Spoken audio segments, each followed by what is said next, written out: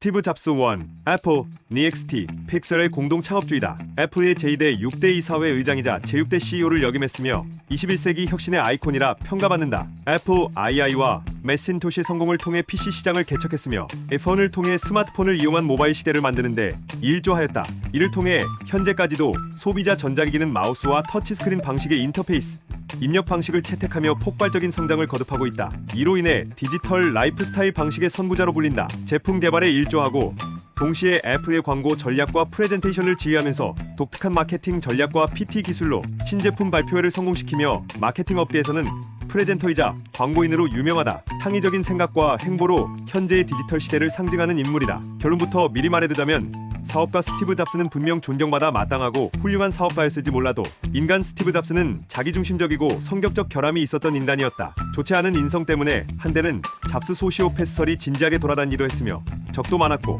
때로는 이것이 부메랑이 되어 그의 발목을 잡기도 했다. 실제로 잡스는 까탈스러운 성격으로 유명했고 그를 다룬 다큐멘터리나 서적을 보면 거의 반드시 이 부분을 짚고 넘어가는 걸 볼 수 있다. 따분한 IT계의 인물인데다가 일반인들이 그다지 존경하기 쉽지 않은 기업가라는 측면에서 잡스가 대중적으로 상당한 인지도가 있는 것은 독특한 일이다. 이것은 그가 상류층 자제들의 결합, 서민 가정의 입양, 특유의 기질로 성공, 성격과 개인의 결함으로 나락으로 추락, 전과 다른 면모로 화려하게 부활, 최고의 자리에 있을 때 젊은 나이에 사망이라는 영화에서나 나올 법한 삶을 실제로 살았기 때문이다. 어린 시절 잡스는 누구의 눈에나 띄일 정도로 대단한 아이는 아니었지만 수학, 과학의 재능을 보이고 월반도 했다고 한다. 어느 정도 성장한 후에도 성격이 사춘기 소년 같았다. 그는 풍족하지 못한 집안 형편 때문에 내심 대학에 진학하지 않으려고 서부에서 등록금이 비싸기로는 탑을 다투는 리드 대학교에 진학하겠다고 고집을 부렸다.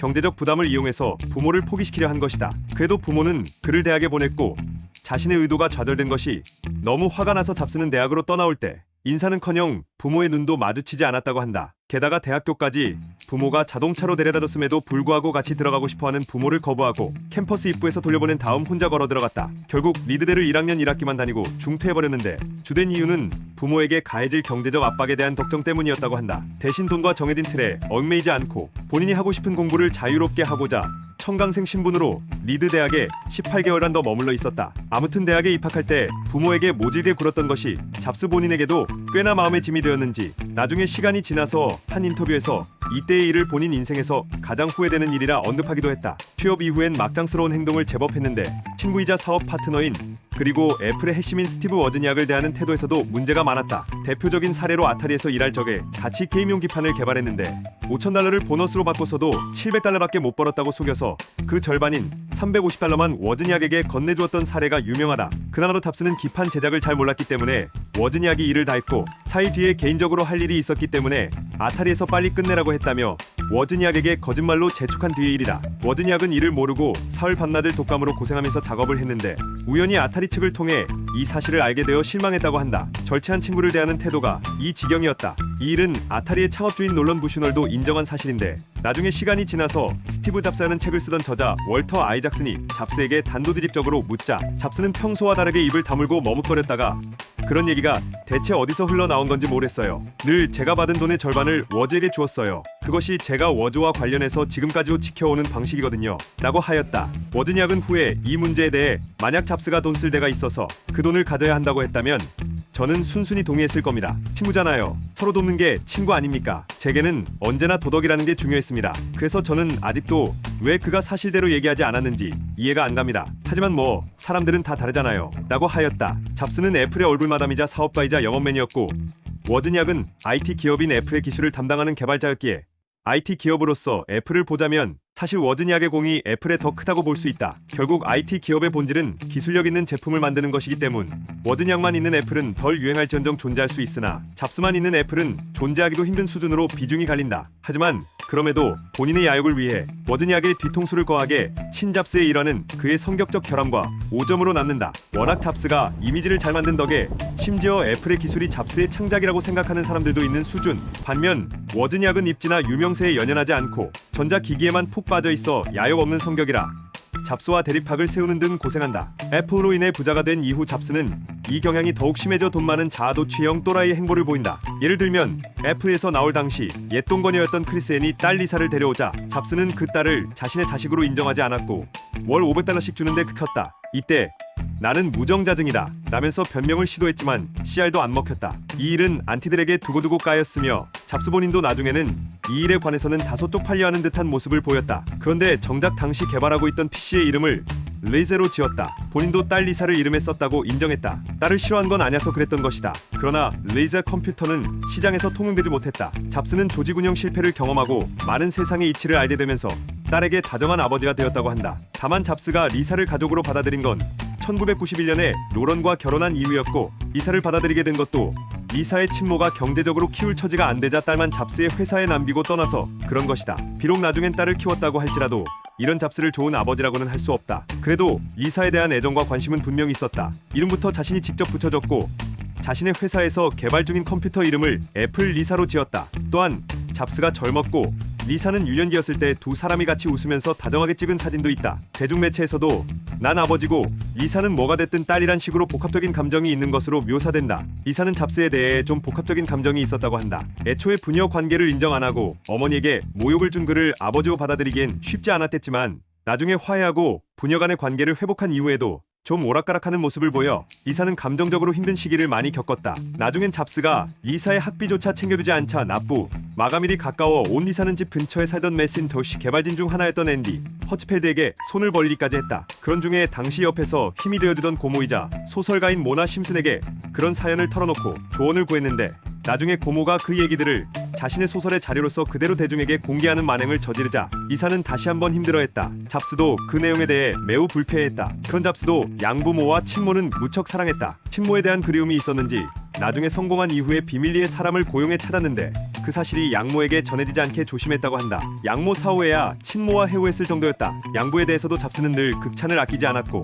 애플과 NXT에서 제품 개발을 진행할 때 보이지 않는 부분까지 세심하게 신경 써야 한다는 등의 양부의 철학을 많이 적용했다고 한다. 본인과 아들의 미들네임도 양부의 이름인 폴을 그대로 사용할 정도다. 게다가 양부모라는 표현조차 좋아하지 않았고 1000% 진짜 부모라는 표현을 늘 강조했다. 계모인 메릴린 잡스와도 괜찮은 관계였다고 하며 잡스 가족이 살았던 집은 계모 메릴린 잡스와 여동생인 퍼티샤 잡스가 소유하며 현재도 거주 중이다. 하지만 친부에 대해서만큼은 지극히 냉담했다. 잡스는 친부를 만나는 걸 내켜하지 않았고 나중에 친부는 잡스가 자신의 친자인 것을 알고 그가 불치의 병에 걸렸다는 소식에 마지막으로 한번 만나보고 싶다는 의사를 표현했지만 잡스는 냉담하게 거부했다. 그 사람은 정자은행 그 이상도 이하도 아니라고 했다. 이 친부는 시리아 이민자 출신이었는데 잡스의 친모 쪽 가정의 반대에도 그녀와 연애를 했으나 이후로 그녀와 헤어지면서 갓 태어난 잡스 역시 버렸다. 친모의 경우엔 그래도 대학에 보내줄 만한 입양 가정을 물색하는 등 자신에 대한 애정이 있어서 그리움이 있었던 듯하나 친부의 경우 자신을 버린 데다 이후로도 찾지 않았다는 점 때문에 악감정이 들었던 것 같다. 잡스는 평생 동안 친부를 찾지 않았지만 운명의 장난처럼 둘이 이미 구면이었다는 게 밝혀졌다. 잡스는 애플에서 성공한 이후 회사 근처에서 가끔 찾던 식당의 홀 매니저가 사실은 친부였다는 사실을 나중에 알고 경악했다고 한다. 당시에 친부는 잡스가 식당에 오면 유명인이 왔다고 좋아하고 잡스도 그런 대접이 나쁘지 않아 팁을 듬뿍 주는 지인 사이였다고 한다. 또라이 제로 조직이라는 책에 따르면 잡스는 같이 일하기에는 괴로운 상사였다고 회자된다. 그의 밑에서 일한 사람들의 이야기를 들으면 확실히 일은 굉장하게 해내지만 부하 직원들한테 자신의 뜻이 잘 전달이 안 되거나 자신의 뜻대로 일 처리를 못했을 때 심하게 화를 내는 부류의 상사라고 한다. 일례로 애플사에서 배달 운반용 차를 대량 구입했는데 이 차의 색상이 애플사 건물의 색상과 잘 매치되는 흰색이 아니었다는 이유로 그가 때를 쓰는 바람에 회사가 상당한 금액을 다시 들여 차의 색상을 모조리 그가 원하는 대로 바꿔주었다고 한다. 픽사 인수 직후의 사례도 유명한데 직원들을 통보도 퇴직금도 없이 대량 해고시켰고 갑작스러운 해고는 곤란하니 2주의 유예 기간을 주는 게 어떠냐고 픽사 실무진이 말리자 그럼 2주 전에 통보했다고 생각하라며 무시했다. 대신 부하 직원들에게 자신이 타던 차, 고급 시계 등을 보상으로 주었으나 상식적으로 적절한 해고 방식이 아니었음은 명확하다. 잡스는 자신이 인정한 사람에겐 특별한 대우를 해줬으나 그렇지 않은 사람에겐 발언권도 잘 주지 않았다. 암에 걸렸을 당시에도 환자용 마스크의 디자인이 마음에 들지 않아 쓰기를 거부하다 아내 로런의 설득으로 마음을 돌렸고 버락 오바마 대통령과의 회담도 자신이 주선하지 않았다는 이유로 거절하려고 했었다. 시한부 판정을 받았을 때는 프레젠테이션이 마음에 들지 않아서 부하 직원을 향해 넌 내 시간을 낭비할 뿐이야 라고 일가를 날렸다고. 이런 잡스의 막장 행보에 관해서는 윌리엄 사이먼 저 에이컨에서 신랄하게 비판하고 있다. 워낙 신랄하게 비판한 터라 기껏 동룡 기업 마이크로소프트와 대립각을 세우며 정의로운 이미지를 구축했던 잡스로서는 대단히 화나는 일이었는지 이 책을 출판한 출판사의 잡지를 맥스토어에서 다 치워버렸다고 한다. 스티브 워즈니악과의 관계는 애플 창립 직전부터 워즈니악을 이용한 일이 있었기에 사이가 멀어졌는데 애플 의 설계에도 둘은 포트수를 두고 대립했고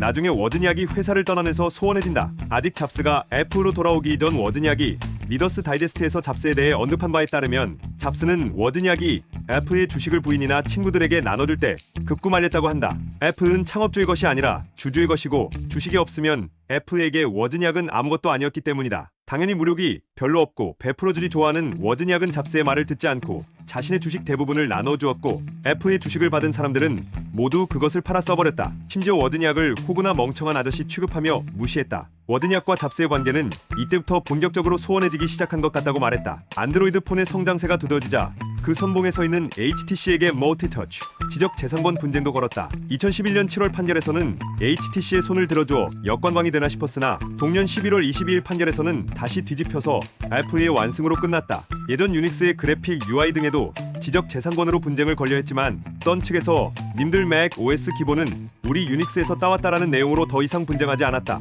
외국 사이트 등을 둘러보면 소시오패스가 성공한 훌륭한 예라고 써있기도 한데 이 사람은 행동 양식이 소시오패스에 가까운 인물이긴 했지만 정확한 진단은 받지 않아서 함부로 취급하긴 그렇다. 아직 소시오패스라는 병명은 정식으로 인정받지 못하고 있다. 잡스의 뒤통수치기 행각에 대해서 정리한 글이 있다. 극단적 표현이긴 하지만 사실만 담아놓은 이야기로 잡스의 행각에 대해서 여러 가지 의문점을 가지게 한다. 1991년 잡스는 조지 H.W. 부시 행정부에 의해 대통령 수출위원회에 영입이 거론되고 있었다. 때문에 인사검증 목적으로 FBI가 잡스의 뒷조사를 한 적이 있다. 대부분의 지인들은 FBI와의 인터뷰에서 잡스를 대체적으로 긍정적으로 평가했다. 바로 옆집에 살던 이웃은 잡스에 대해 조용하고 잘난 척하지 않는 인물로 칭한 뒤 자신의 집 조경공사 때는 우리 집에 찾아와 공사 때문에 문제가 없는지 물어볼 정도였다고 말했다. 그러나 일부 지인들은 애플의 성공 이후 그는 때때로 이성을 잃어 분노를 표출하거나